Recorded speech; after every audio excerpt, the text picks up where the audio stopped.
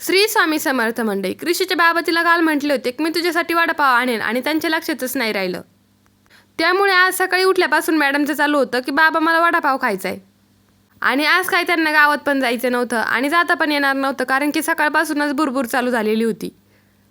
मग मी तिच्यासाठी हे वडे बनवले होते आणि त्याच्यासोबत ना पुऱ्या पण बनवल्या होत्या. मग मात्र ती शांत पण बसली होती आणि खुश पण झाली होती. आणि तुम्हाला तर माहीतच आहे, या पावसाळ्याच्या दिवसात ना लाईटीचं काहीच खरं नसतं. त्यामुळेच म्हटलं अगोदर दळण काढून ठेवूयात. आणि या धान्याच्या कोठीतून धान्य काढायचं ना आता खूपच अवघड झालं, कारण की धान्य खूप खाली गेले आणि ते ना आता हातालाच येत नाही. तोपर्यंत ना सासूबाईंनी स्वयंपाक बनवला होता आणि एकदम काळी झणझणीत अशी फ्लावरची भाजी बनवली होती. आणि पाऊस चालू असल्यामुळे ना आमची कृषीबाई आज घरीच होती.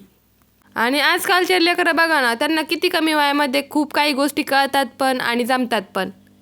काही वर्षापूर्वीच्या लेकरांना ना या गोष्टी म्हणजे काहीच कळत नव्हत्या. आणि आता बघा आजकालच्या जमान्यामध्ये ना तेच लेकरं मोठ्यांना शिकवतात. आणि आमच्या शंभूराजांना पण आता खूप कळायला लागलंय बरं का. असं काही त्याला मी खायला देत नाही, पण ते देऊन बघितलं होतं, तर तुम्हीच बघा त्याची रिॲक्शन.